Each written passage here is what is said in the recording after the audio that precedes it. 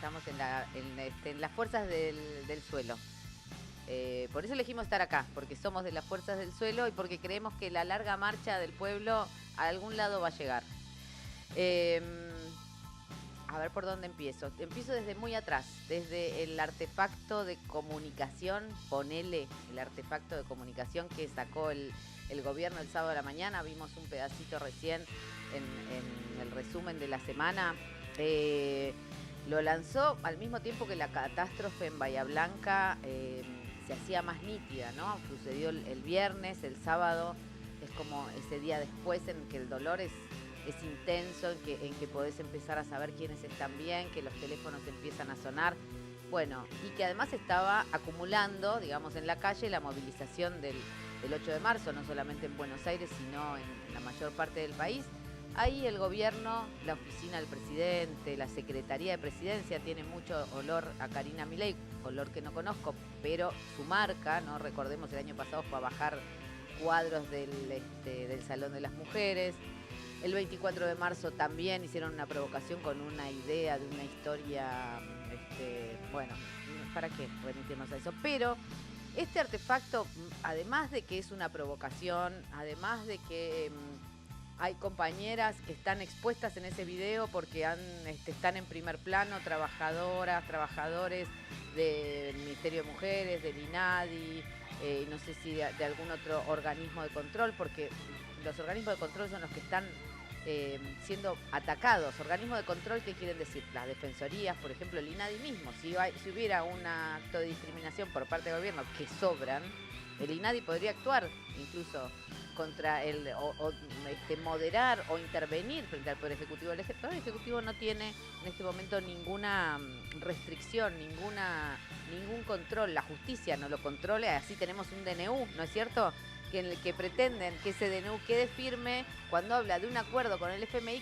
del que nadie sabe nada, ni cuánta plata, ni para qué. O sea, hay cosas que se dicen, lo único que sabemos es que el Banco Central no tiene dinero, no tiene dólares, en fin. Pero vuelvo a la pieza de comunicación, esa cosa, ese artefacto, vamos a decirle así, que lo que trae es buena parte, digamos, de cierto plan de futuro de este gobierno, que me parece que está expresado ahí en su costadito, en eso de lo que hablan de lo que siempre hablamos acá, porque nos compete y porque entendemos que nuestra disputa es por formas de vida, ¿no? Entonces la batalla cultural no nos resulta accesorio ni solamente humo, sino que creemos que es parte de una estructura económica, social, no productiva y sí o productiva, pero en términos de explotación. Ahí había dos cosas muy claras, ¿no? La mentira sistemática como forma de comunicación, lo podemos ligar con otras cosas, la mentira sistemática como forma de comunicación, la alteración de los datos.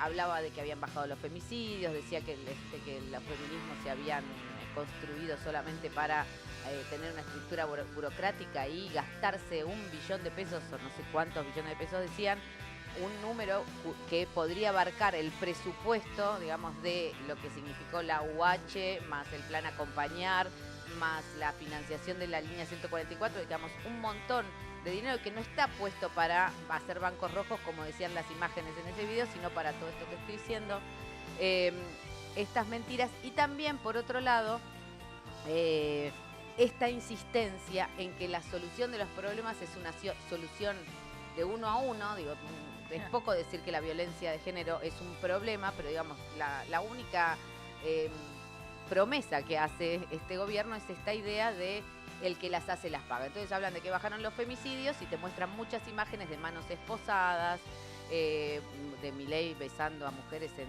campaña, pero esta de las esposas, la policía, ¿no?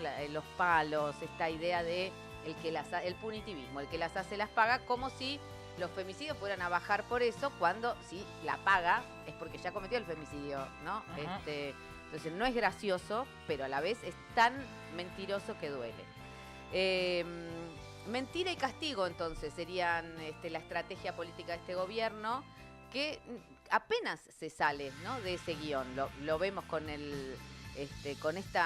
con esa hermosa pieza comunicacional que nos acaba de regalar hace un par de horas, donde parece Harry Potter generando la solución para los argentinos. Me hace acordar a De la Rúa diciendo, llegó el blindaje, 5 días después se cayó.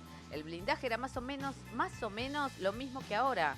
Era una cantidad importante de dólares que ponía el FMI para blindar, digamos, el Banco Central, pero esos dólares eran solamente para seguir pagándole al FMI. Ahora, cuando esos dólares empiezan a fugarse, como pasó también en 2017, cuando Caputo estaba en el Banco Central, que también vienen un montón de dólares para blindarlo a Macri en sus elecciones de medio término, y esos dólares se fugan porque no pueden sostenerse sin devaluación. Bueno, estamos más o menos en el mismo momento. O sea, nos están vendiendo un buzón gigante como una casa.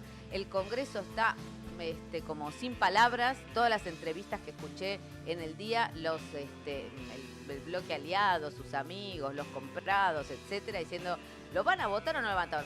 No, y bueno, no sabemos qué dice. Queremos que vengan a dar explicaciones, pero no es ya viciado no está viciado de toda nulidad ese DNU, que quiere que se sostenga algo que no se sabe qué es. Por eso la magia, ¿no? Por eso esos brillitos de colores. La semana pasada, en el marco del 8M, hablé con María Esperanza Casullo, politóloga de Neuquén. A mí siempre me interesa lo que María Esperanza trae. Y discutíamos un poco en torno a esta idea de la promesa del punitivismo como única horizonte de futuro, ¿no? Como esta ilusión de un lugar seguro donde no habría delincuentes porque los metemos en cana desde los 13 años o los bajamos en la calle, incluso con la idea de que pronto va a haber una liberación del control de las armas, ¿no? Que se podrían tener en las casas.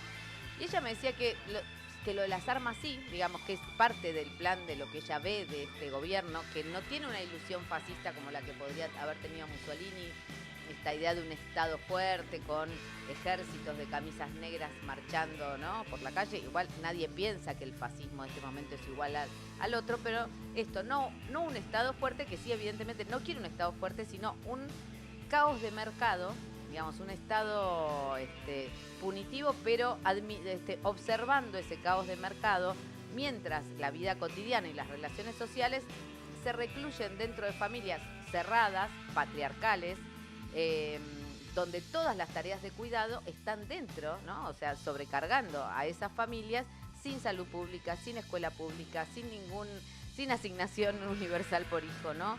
Esto como unas células perdidas, sobrecargadas, y además, obviamente, las mujeres en esas tareas y encima sosteniendo a la autoridad patriarcal.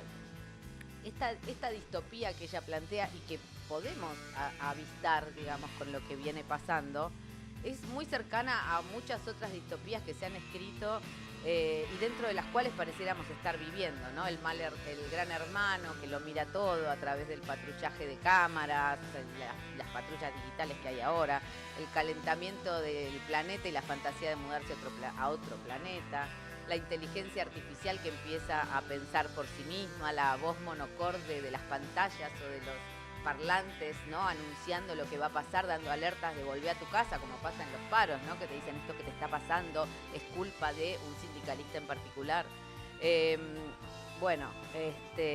Volver a tu casa rápido, aunque tu casa no sea un resguardo, ¿no? Probablemente lo que menos sea es un resguardo. Estas ideas están en 1984 de George Orwell, en Fahrenheit 451, donde se quemaban los libros, de Ray Bradbury, en el cuento de la criada, aunque el cuento de la criada tenía una república fuerte, ¿no? Pero bueno, el cuento de la criada, que era esta sobreexplotación de algunos cuerpos y el castigo como ordenador de la vida social, ¿no? ¿Se acuerdan de los cuerpos colgados, ahorcados en la plaza pública? Que es como lo que hacen con los jubilados y las jubiladas, ¿no? El hecho de mostrar, o sea, que se permita y se fomente, porque la insistencia en la represión sobre jubilades produce esa imagen insistentemente. O sea, venís y te vamos a cagar a palos, ¿no? Todas estas escrituras que son de la segunda mitad del siglo XX tienen ahora una actualidad gigante y de hecho, digamos, muchas otras de estas fantasías del siglo XX han alimentado también las ideas de la inteligencia artificial, la idea de un mundo otro, que muy bien lo cuenta Michel Nieva, que es el autor de un libro que a mí me gustó mucho, que se llama La infancia del mundo. En la infancia del Michel Nieva es argentino, vive medio en Estados Unidos, no sé si ha vivido en Francia, tiene un acento raro, debo decir, pero es argentino. En este libro, La infancia del mundo, él construye una distopía que tiene su suelo en el territorio argentino, pero al territorio argentino se ha comido la Patagonia, el calentamiento global. La costa, digamos, en La Pampa hay un Caribe. Bahía Blanca todavía existe un pedazo, pero es el basurero de todos los residuos de esta destrucción gigante que ha sucedido, más los residuos que provocan paisajes. O sea, La Pampa ahora es el Caribe pampeano. La Antártida también es un Caribe, ¿no?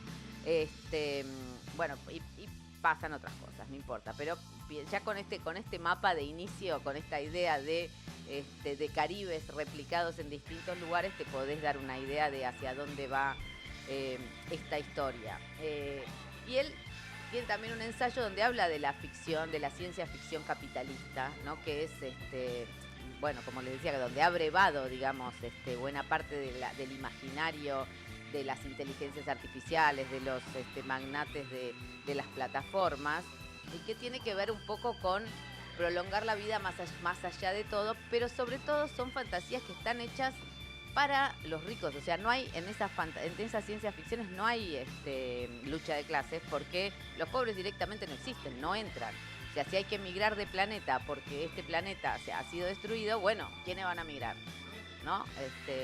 Los pobres son como unas clases sin nombre, sin rostro. Y hay una idea que es lo que estamos viendo y que un poco es lo que trajo, lo pensé esto sin haber visto el video de Milei, esta idea de que se va a reparar a través de un acuerdo con el FMI el daño que ha producido la política. Esta ciencia ficción que se produce, digamos, desde el imaginario capitalista, ciencia ficción que es la de Elon Musk, creyendo que va a hacer otro mundo en Marte, a replicar la Tierra en Marte, pero que está también en el libro Nieva como sátira, en el sentido de decir, bueno, si la humanidad dañó tanto al planeta que se ha comido la mitad de la Tierra, bueno, ahora el arreglarlo, digamos, o resolver ese daño es producir paisajes artificiales genéticamente construidos que convierten la destrucción, el daño en más daño, ¿no? Con estos paisajes que son para los ricos, mientras al lado, en Bahía Blanca en este caso, están los pobres que no van a llegar nunca, y no hay la memoria, digamos, en este libro al menos, la memoria está en la tierra, en lo profundo de la tierra, y es gracioso porque esta memoria insistente que surge en el libro y que podemos pensarla también en nuestro panorama político, la extrae una IPF residual que no sabemos qué está buscando, pero está en las piedras, está en la tierra, está en las fuerzas del suelo.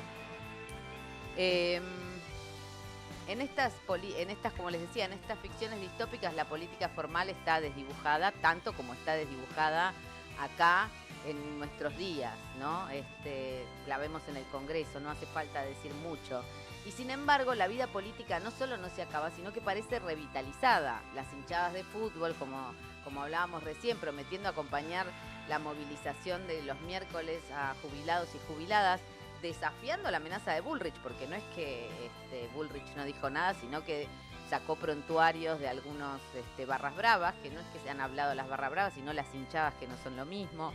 Está la ley de reiterancia, que este mismo Congreso, que tiene que rechazar el DNU y no lo está haciendo, aprobó la ley de reiterancia, que es de un nivel de punitivismo atroz, y que si se la aplicáramos al presidente, que ya hizo 2 estafas en criptomoneda, bueno, tendría que estar en cana, porque si vos vas si te llevaron en cana la otra vez que detuvieron a 2 personas en la marcha de jubilades, y no pueden acercarse ahora al Congreso porque si los vuelven a detener quedan presos por reiterancia, como si protestar fuera un delito, que es justamente lo que lo que Patricia Bullrich y el gobierno de Milei intentan instalar. Protestar es un delito.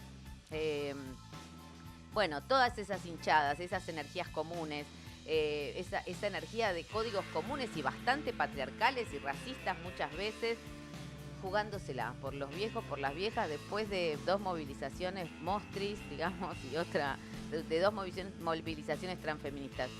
Y después también tenés el otro panorama donde la política también se está jugando, que es en Bahía Blanca, con los paisajes desoladores que hemos visto, donde se siente el desastre de la desinversión que provocó este gobierno, con el Servicio Meteorológico Nacional, con la falta de infraestructura en las rutas.